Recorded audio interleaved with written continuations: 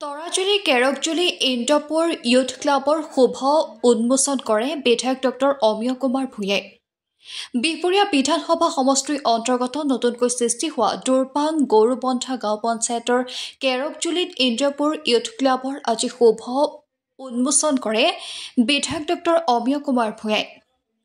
বিজেপিৰ পূব নাৰায়ণপুৰ মণ্ডলৰ সাধাৰণ সম্পাদক যুগল ভূঞা, পাৰ্থপ্ৰতিম ফুকন, খেৰাজখাট জিলা পৰিষদৰ নৱ নিৰ্বাচিত জিলা পৰিষদৰ সদস্য মনালিছা বৰুৱা, ধলপুৰ জিলা পৰিষদ সদস্য মানৱ দাস, অনুপম বৰা, পথালিপাহাৰ আঞ্চলিক পঞ্চায়ত সদস্য দিলীপ শইকীয়া, জয়ন্ত বৰুৱাকে ধৰি প্ৰায় সকল দলীয় নেতাকৰ্মী উপস্থিত থাকে।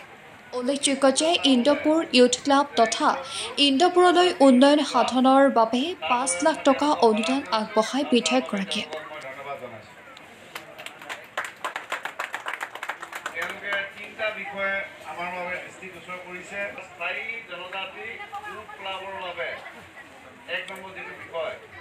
তাৰ বাবে আমাৰ তৰফৰ পৰা আজি ৫ লাখ টকা ঘোষণা কৰিছে। আৰু তেওঁলোকে ইয়াত যি আৱশ্যক আছে চলাৰ ষ্ট্ৰীট লাইটটো মই গ্ৰহণ কৰিছোঁ, সেইটো ঘোষণা কৰিছোঁ। আৰু এটা কৈছিলে কি কৈছিলে, গাঁও হিচাপে ইয়ালৈ লিখিত প্ৰস্তাৱ আগবঢ়াম।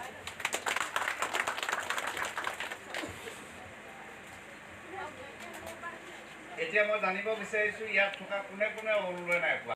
আমাৰ এটা ক্লাব তেওঁলোকে নতুনকৈ আৰম্ভ কৰিছিল, এইটো আজি মুকলি কৰা হ'ল। এই ক্লাবলৈ মই এককালীন আৰ্থিক সাহায্য আগবঢ়াইছোঁ।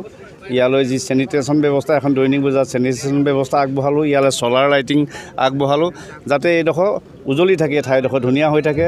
ৰাইজৰ সৈতে মই মত বিনিময় কৰিলোঁ। আমাৰ মহিলা আইসকলে আমাৰ যি আঁচনি আছে, আঁচনিবিলাকৰ অন্তৰ্ভুক্ত হ'ব পাৰিছে নাই। ইয়াৰ মহিলাই মই দেখিলোঁ যে 98% আঁচনি অন্তৰ্ভুক্ত হৈছে। পুৰুষ মহিলা সকলোৱে হৈছে।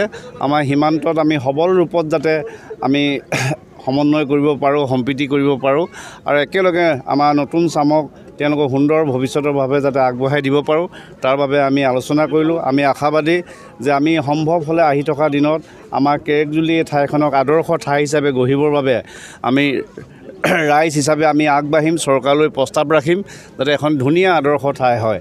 আৰু মই তাৰ বাবে আজি এই আনন্দৰ দিন, ইয়াত আমাৰ ইণ্ডপুৰ জনজাতি ইউথ ক্লাব আজি ইয়াত অপেনিং হৈ গ'ল। গতিকে মই সকলোকে অভিনন্দন জনাইছোঁ, শুভেচ্ছা জনাইছোঁ।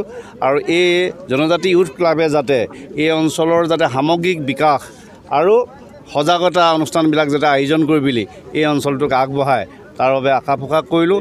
আৰু বিশেষভাৱে মই আজিৰ দিনটোত আমাৰ নতুন পঞ্চায়ত গৰুবন্ধা দুৰপাংবাসী ৰাইজক আন্তৰিক ওলগ আৰু আন্তৰিক ধন্যবাদ জনাইছোঁ।